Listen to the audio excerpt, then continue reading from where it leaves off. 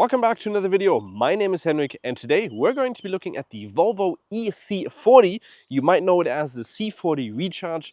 Well, Volvo is trying to redefine their brand with the electric cars and they're trying to name it with all of them with the E in front of it, like the EX30 that we already had, the EX40, the EC40. So this is the new one, but there's one thing that is not new about it. We'll look at that in a second. It's also the only crossover that Volvo offers. And one thing I gotta get out of my head, when I did the EX30 video, I mentioned that the yellow color that we had on there was the only vibrant color that we've had. Well, this is the Fusion Red color. It's also very vibrant. And then one thing that hasn't changed is the C40 and Recharge. It's still on here, even though it is the new model that's claimed to be called the EC40. Well, it still has the C40 and we were kind of confused. Okay, do we have the new model? Is it the old one? I don't know. All of the new ones still have the C40 on there. Even in the configurator, it says EC40, so a little bit confusing. You can see, because it is a crossover, you're going to have a little bit of a sloped roof here. The only crossover that Volvo offers, like I already mentioned. If we compare to, for instance, the EX40, you're going to get a little bit of less trunk space, around 80 liters, and obviously a little bit of less headroom in the back. One thing you do get, however, is a little bit of a spoiler in here. 2 ears on the back. That's what my cameraman told me. They're called ears. Well, they're not calling it, that's what he said. In general, I'm not the biggest fan of the design, to be quite frank. Let's also look at the design when you open the trunk in here. Well, not open it, but close it. You can see the light goes all the way up here. Fairly nice animation. I kind of like it. Starting price of this car is going to be 3,000 euros more than the EX40, which is also starting at around 48,000. This one is going to start at around 51,690. Our test vehicle with the lowest battery version that you can get, so the single motor without the extended range, and not too much extras apart from the interior and also the color, is almost going to top out at around 61,000. But if you want to spec it for the completest way that you can spec it, 71,000 euros. So quite a big jump as well. That's 29,000 euros of extras for this car, which is a lot. For the model year of 2024, not really much has changed from the design. Well, not anything has changed apart from the naming, even though that is still the same. So now nothing has really changed. And here we also get a frunk that is 31 liters. Close up of that right now in there. We don't have the LED pixel lights in here. We just have the normal ones, which still have the same design language when it comes to the Thor's hammer lights, but they're not going to blend out automatically oncoming traffic. Up to 5 cars, that's what the Thor's hammer lights, the LED pixel do. These are not going to be able to do that. Further down, we have a little bit of fake touches in here, which I think personally look pretty good.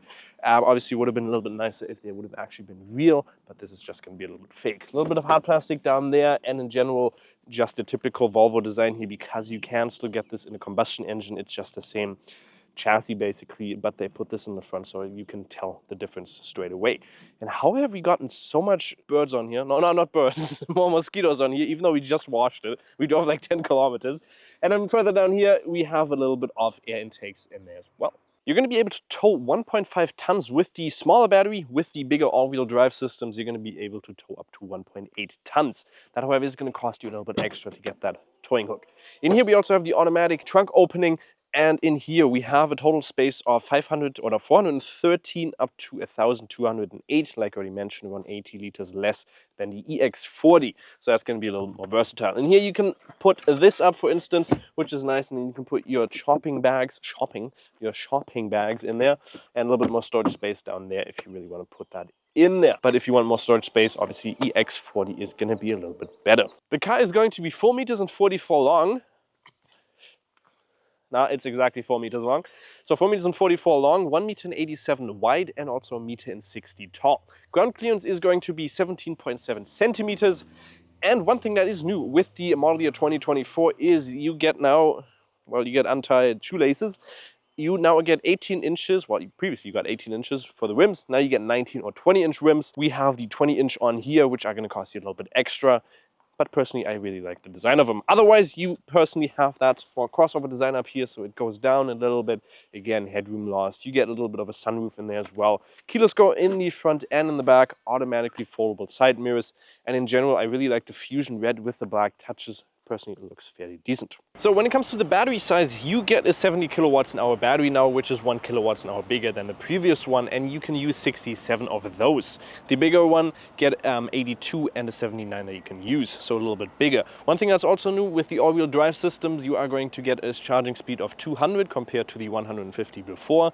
This one does still get 150. A little bit complicated because some reports say it gets more, some say less. When we tested, definitely it gets 150. You can charge it back here with the smaller one. Like I said, you get 150 maximum charging speed. We did just now. We started from around 13%, went up to 80%. It took us a total of 35 minutes, so exactly that time that you'd expect from a 150. The max speed we actually got was 139.6 with an average speed of 82.8 kilowatts. We charged a total of 49 kilowatts an hour. And the curve is basically not compared to the EX30 that we had, video on the top right there. It basically goes down like that, a perfect line going down. The EX30 was like this, and that car did get a speed of 157, and it was a little bit cheaper in the twin performance mode.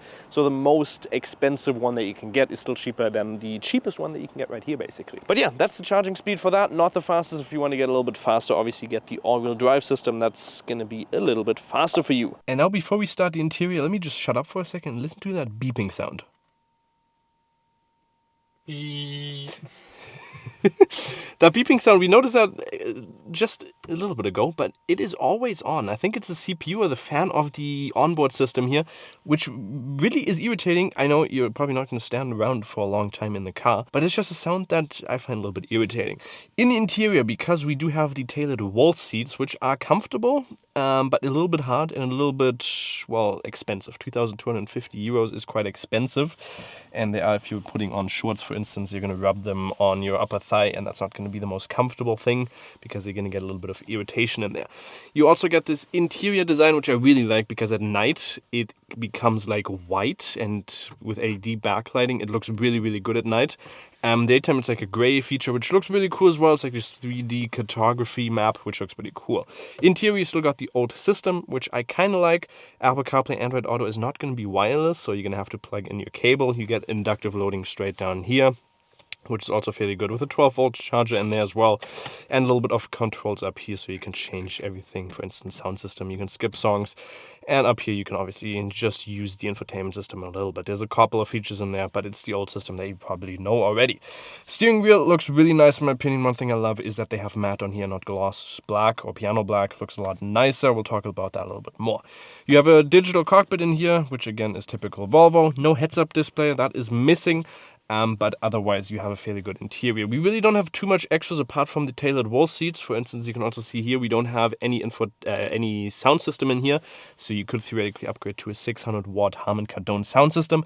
But I'll tell you what, I didn't even notice that we didn't have an extra sound system in here, because this already sounds really, really nice in my opinion. On the side we get quality wise, that is okay. It's not the greatest down there. For instance, you get hard plastic which extends all the way up here, but down there you get a little bit of a felt inlet. I don't know what it's called in English exactly, but it's not worst quality. It's a fairly decent quality, the stuff that you expect for the price. Piano black in here. You only get this shifter knob if you get the tailored wall in here, so the crystal knob. One thing I have to correct myself on, previously I thought it came with the Plus and the Ultra variant. Down here we have a little bit of storage space with also this little indent in here, so you can put like a trash bag in there. I think you can also take this out, making it a trash bag, or trash can, not a trash bag. So you have that in there. Nice. In the back you get quite a lot of space, as you can see, adjusted to me in the front, 5'11" or 1m81, and you can see I got plenty of room. Also, you can put your feet very far below the seats because you got plenty of leg room or foot room in there, and therefore you can have your seats or your upper thigh fairly flat on the seats, which is really, really nice. Because it is based on a combustion, the car, you can see we still have the center tunnel in here, which is unlike for an electric car. So you're not going to have a nice and even pass through in there, which is unfortunate.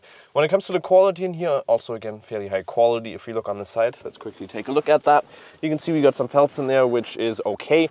You got nice little material where everywhere you touch, apart from down here, hard plastic and a little bit, actually no, it's not hard plastic, but this whole bar around here is hard plastic, but it doesn't irritate me at all. Sound quality, like I said, already fairly good for the standard system. When we look at the center, we can see we have air conditioning in here, and also two USB-Cs down here, so you can charge your phones or something like that, but you cannot change the temperature. We also then have heated seats or cold, or whatever you want to call, ventilated seats. There we go.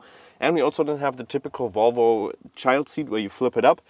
You have some hooks down there, that's what they're called. When it comes to the center, you can also flip this down. You have two cup holders in here, and you can also flip this up right here. And then you have to unlock it from the back, and you can have a little pass-through package in here. So you could theoretically put like 2 skis in there or something like that. We also do have the panoramic window, which is very nice. It doesn't go too far back, but still a fairly big one. Obviously you can't open it, but therefore you don't have any center bar, which is nice. So let's take it for a spin and we'll kick it straight off. The first thing that you notice when stepping into this car is when you look out the back. Because we do have that crossover design, you'll see the window is fairly small. And one thing you notice, especially if you're driving downhill, you're not going to really notice people behind you because that is such... What the hell is going on over there? Because it is such a small window, making it, well, a little bit hard to look out, and especially when there's people behind you, you most of the time's not going to notice them because it's just so small. Otherwise, surrounding view is fairly decent. The C-pillar is also not big, so it's fairly good to look out from your peripheral views out the back. Window in the front is also big. You're sitting up a little bit higher, which is nice. Crossover SUV kind of design, so especially easier for older people to get in and out of the car. And you're just sitting a little bit more up top on the road, so you have a better overview. Digital cockpit, just like any other Volvo, you can't really change much. You can press on the button here and you can show how much your tripometer is and what your consumption is and stuff like that. You can see currently we're driving for the past 41 kilometers, 21.2 kilowatts an hour. Let me tell you, if you're driving in the city, you're going to be averaging around 12 to 15 kilowatts. That's what I've been getting. WLTP claims around 16.2. Combined on the Autobahn, you're going to get exponentially a lot more. But if you're driving in city, it is a fairly good system, especially with the one-pedal drive. If you want to turn that on, that is one thing you can theoretically do. You can't otherwise choose the recuperation in any strength. One thing you notice, because we do have the new European law, if you're driving a little bit too fast, it's 100 speed zone, I'm driving 70, I'm driving super slow. But you'll notice there's a beeping sound, especially when you're driving a little bit faster. So let's accelerate here for a second, and you'll notice the beeping sound. Or maybe not. Is it already turned off? No, it wasn't. Okay, well, the European law is very nice. One thing you can turn off if you just press it on the left button here. It took us a little bit to figure that out. But if you press that button, it's going to turn off that limiter. And the other way you can theoretically turn it off is if you go into the settings, you go into the drive select, and then you have down here predictive pedal, basically, which means that is going to predict what's coming ahead of you, and then it's going to slow you down a little bit. But the other thing that's also what it does is if you're in a speed zone that's, for instance, 30, then you have a little limiter on the pedal and you can't press it afterwards. Well, you can, but you have to break through a little bit of a barrier, and then you can drive over the speed, and therefore it's not going to give you that warning sign because it already gave you that as a pedal feedback. Not the biggest fan of that because, for instance, it doesn't always detect the sign correctly. So you're in a 100 zone and it detects 60. You want to drive 100, but you have to break through that barrier and basically kick it down. Driving style is typical Volvo, very comfortable. Suspension is nice. You don't really have any changes with a single motor, so you just have standard and off-road. So you can't really change the dynamics of the car too much, apart from turning on the sportiness of the directness of the steering wheel, so you can put it into a comfort or a little bit more of a direct sporty drive. One thing that you'll notice, because I haven't really talked about the difference that changed with the model year. Design hasn't really changed, or hasn't changed at all. But there's a lot of tech features that have changed. You already noticed that when we're talking about the battery. But the other thing is they have now 3% more power. You now get 8 horsepower more and a total of 90 Newton meters more, which is a lot. So 420 Newton meters and 258 horsepower now. 420 Newton meters, you're not going to notice any day-to-day driving, but you notice that this car has a lot of torque. It does go from 0 to 107.3 seconds.